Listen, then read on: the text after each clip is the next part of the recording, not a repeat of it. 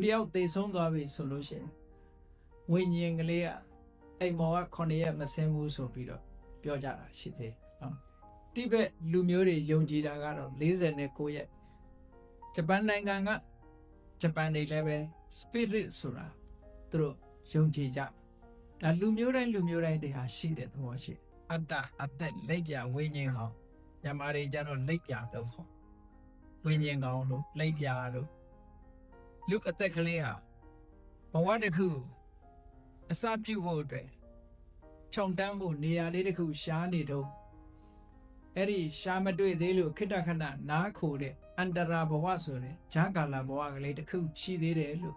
ဒီလိုအယူဆတရားတွေပေါ်လာခဲ့တယ်ပေါ့သို့တော်လည်းဘုရားမြတ်စွာဒေသနာတော်အရကြည့်မယ်ဆိုလို့ရှင်မသေးခင်ကတည်းကကျွတ်တင်ပြီးတော့ပြင်ဆင်ပြီးသားဖြစ်နေပြီမှတ်ပုံတင်လိုက်ပြီးသေကံဒီအချိန်မှာကံတရားကနေပြီးတော့ဘယ်ပုံကိုပို့တယ်ဆိုတာမှတ်ပုံတင်ထားပြီးသားပဲအဲ့ဒီပုံကလွဲချော်မှုမရှိဘဲနဲ့ရောက်သွားမှသိကြပါတယ်ဂျာကာလဆိုတာမရှိပါဘူးဘဝတစ်ခုကဂျာကာလဆိုတာမရှိဘူးလူဘဝကသေသွားလို့ပြိတ္တာဖြစ်ရင်လည်းပြိတ္တာအဲ့ဒီပြိတ္တာတို့တစေတရေတို့လူတွေကခေါ်ပြီးတော့မကျွတ်ဘူးနဲ့ပြောနေကြတာတန်တရားကမကျွတ်သေးရင်ကိုယ်လည်းမကျွတ်သေးဘူးပဲနော်တစေတရေမှာမကျွတ်တဲ့တတ်တော်ကမဟုတ်ဘူး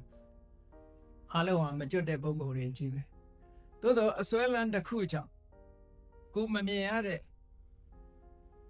ဘုံဘဝရောက်နေတာကြတော့ဝိညာဉ်လောကလို့လူတွေကခေါ်ကြမမြင်ရလို့ခေါ်တာပေါ့လူတွေမျက်စိနဲ့မမြင်ရတာတွေအများကြီးပဲပေါ့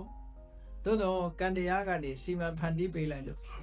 ဘဝတွေ32ပုံမှာရှိတဲ့ဘုံဘဝတွေတဲ့ကဘုံဘဝတစ်ခုသူဟာရောက်ရှိသွားတာပဲ